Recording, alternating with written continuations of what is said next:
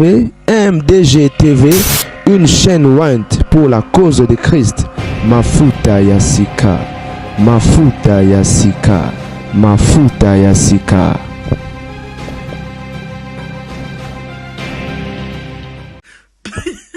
Bandego, bolimbisa na bani video na oseka parce que na tota elo quoi.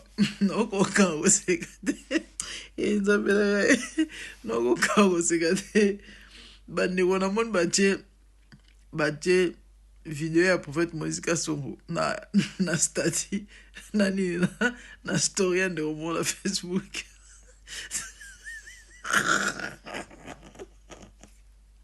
La famille, excusez-moi. Vous savez que dans ici, on a contaminé au pécaramou qui est trop de stress.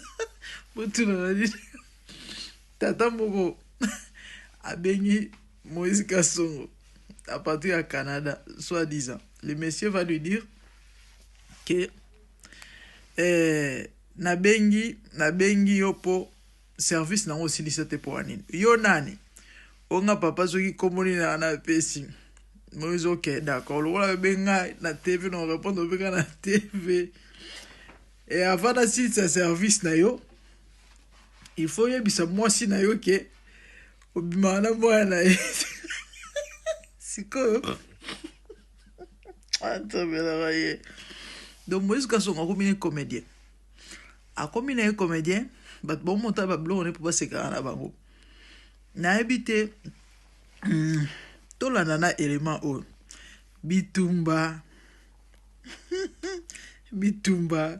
y a des mankionistes y a ba comédien mibale y a ba charlatan mibale y a ba nganga y a ba ndoji mibale prophète amatama minene wana tukibishi bota kelenga ye akota na live na moni asalinge émission prophète ozo salela nge mission ngana zana bana na nga église oyo bayana église na yo olala bango kana na bango na kolekisa bango na télévision pe na ba preuve ya ndenge bosolola ba filma même mutakala na yo ngai na sala ka blague te moi je dénonce tous les faux prophètes yondo za vrai bandi guerre na nga Italie usale linge mission bobengela nga prophète moko aza matama minene babenga ke soki biche moi je suis pas kino, moi je suis un villageois et j'affronte tout prophète bishima oyo bishima oyeli biso babiloko ya bali babusole ya kindoki boussole et puis agio un prophète okendo koma mwana ya molimo ya nani avatar walo bagana kikuku maona soki avatar parce que mutune tinga na okoma mwana molimo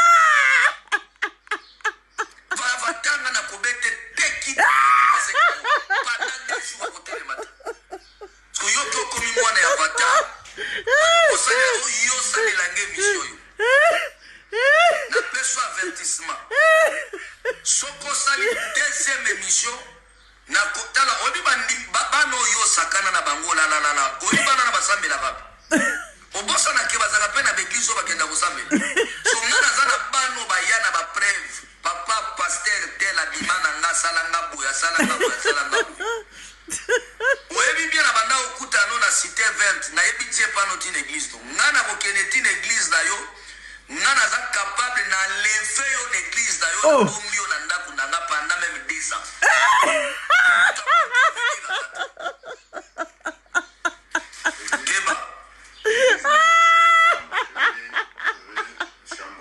allez arrête ce qui chambre froide place église na ezali ngana mona kaka osaleli ngai deuxième émission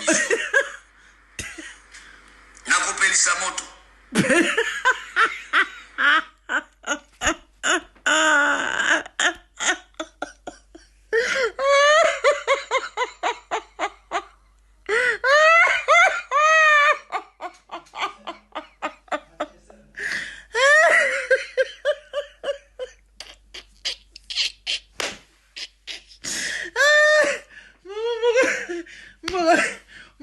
Denise Mwa faji beto Congo Mama Congo Goué.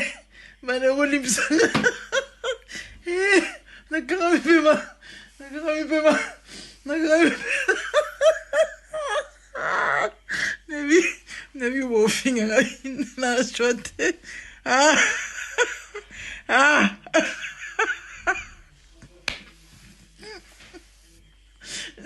Wewe na ina za analyse mais na bien solo kosa. Nzambe mboka penda solo na mboka baby na mokabo. Na lobi ya on a Congo. Bat ba porter bateau plainte bazate. Surtout Moïse Kasongo. Do bat ba porter Moïse Kasongo plainte bazate parce que ma Moïse Kasongo ça la malgré Nzamba exposé à Lembi. Bateau est moi utilisé ba dénoncer ba avouer ba Lembi. L'état insensible. Ba jeune fille mon bozu ko les gars pas longtemps mamba koseli bango ba pese bango balaga bango $10 on peut pas sur monter bandeko ngana nganta ta ba interpréter Moïse Kasongo mais eleki nango sikobotala combat cage Moïse Kasongo na matitika prophète Bishima na le bien bino mi baleko ata bobomani to komisa Nzambe policier spirituel au diminuer la mboka policier spirituel au diminuer la mboka parce que façon bozo polier Congo bino mbale soyi matitika soki Moïse Kasongo obomi Ezekiel to komisa Nzambe to sebeli Ezekiel so bomi Kasongo to komisa Nzambe combat cage ba kosina avatar na kati bino nyonso tala tocha ring na bandale nga mo arbitre bala TikTok bo futela ticket la Congo na le bien Nzambe abi prophète en matama Moïse Kasongo oba mutu wana de mutu Ezekiel pendane ezala so niki coup de tête au télé ba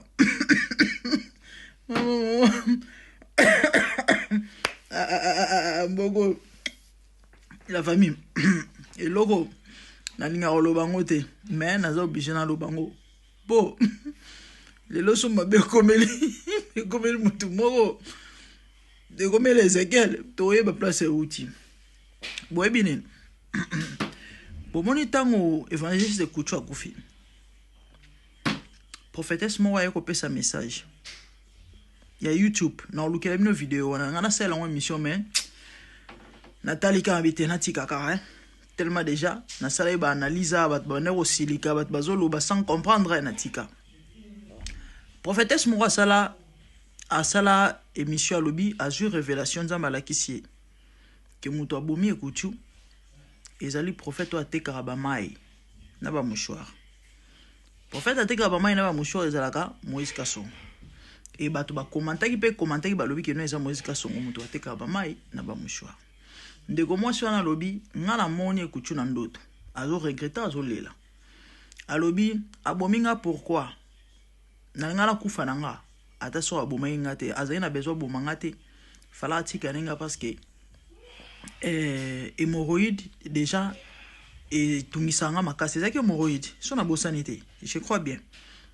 je crois ezaki hémorroïde mentionné yo mo boy so tungisa makasi fallait una voyager na kepoto ponango to ebi ekutu azali na projet o kepoto ba période wa kufaki na ngana kenede poto ponango nge bomanango kanga mais awoli siko bomanga pourquoi a regretter na vision ndeko wana muto akopesa message siko tant na kutani na vidéo oyo nga lobi na ya na pesa Ezekiel message Ezekiel bongama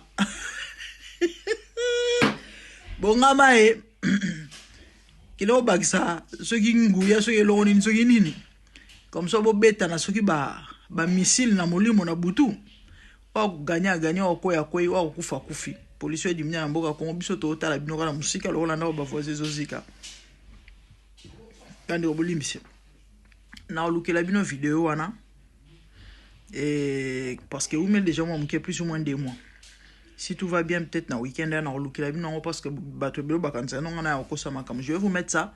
Vous avez prophétesse, vous avez un message binomo.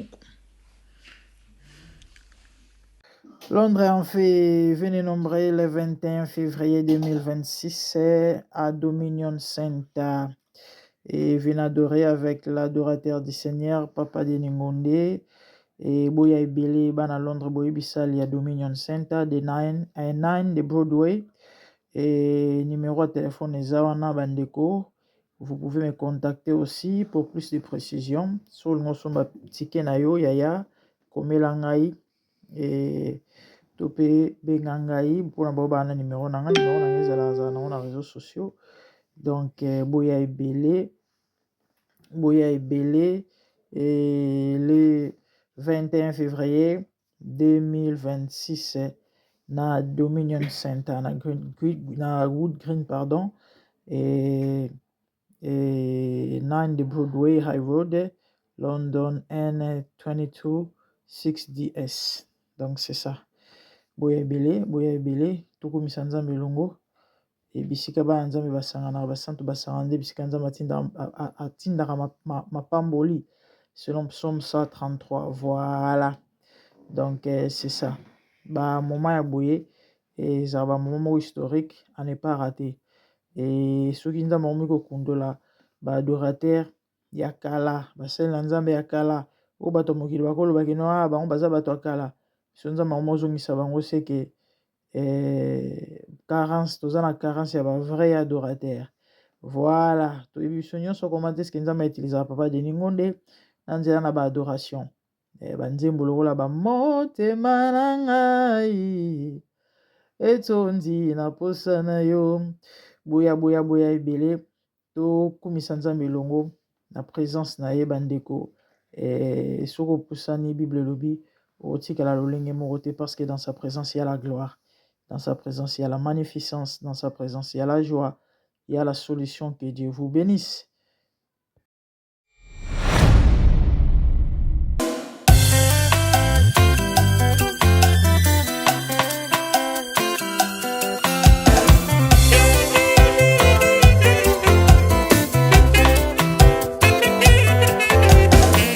Yahweh Nathalie la mokili yo na monite natangi na histoire ya monde na monite naluki na yemba peut-être t'osais pas passer Seigneur je n'ai pas pris non plus entendu parler oui ako kalala yo Yesu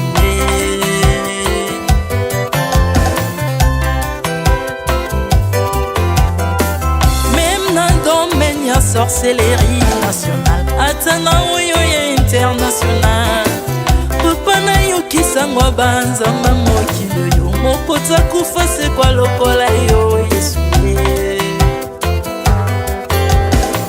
nanya voyage lokola yo nanya wakoka nino ya wanzambe uni masomo ya ekusu konanga okufose kwa poyo zali nzambe Yesu nzambe moneno kitana se olata nzoto poyo bikisanga okitana se pozwe sikananga ofuta nyongo na nzambe nanga Yesu ozali nzambe onkote ya okani na yo ozali nzambe obongwani te Yesu Yesu ozali nzambe onkote ya okani na yo ozali nzambe obongwani te Yesu Yesu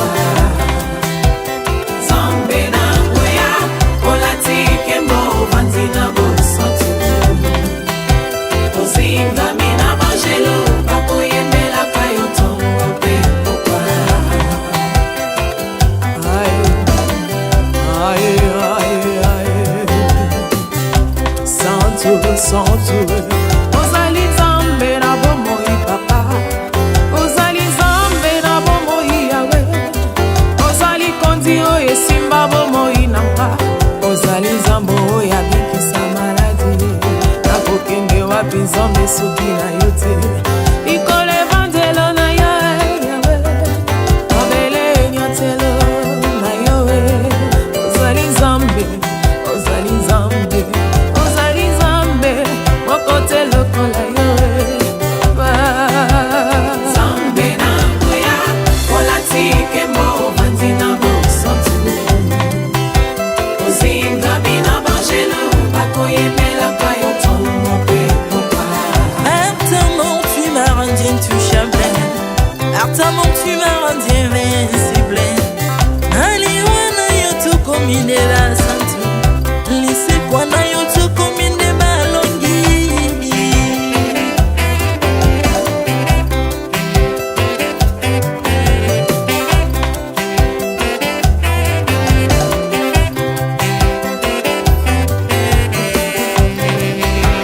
nzambe na ngoya olatike mo vandi na bosantu ozinga bina bangelo bakoyemelaka yo ntongo mpe popa nzambe na ngoya olatike mo vandi na bosantu ozinga bina bangelo bakoyemelaka yo ntongo mpe popa Autrefois ngai nazalaki binzo ndoki akolianga lolenga lingi mais par son son se métamorphosé osimi mosambwe maladi na miso olengo bebi naza toxique grâce à lui.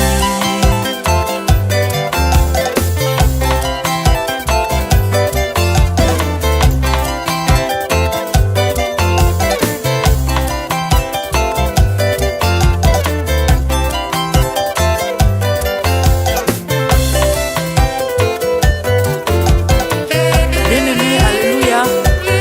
ezali na tata moko azalaki nzambe ntango akufi badeptine balobi keno akosekwa mpo nzambe bakristo mpo asekwa alors mpo bafasilite lisekwa na ye bakunda ye motu libanda mpo ntango akolamuka abimaki lingala moko me komi nzambe na biso alinga kokambola gloire na moto te lobi nango na ntongo baya kokuta bangulu basepelisa motu ya nzambe na bango yango bien-aimé bato wana bakoma oyo biso toliaka ngulu te mpo milimo mabe ekotaka na ngulu me soki bino boliaka ngulu te mpo milimo mabe ekota na ngulu bomelaka mai te mpo milimo mabe ekotaka na mai yango tokumbisa nzambe mpo akufa asekwa avandi na loboko ya tata mpona kolinga sele mpo na nga na yo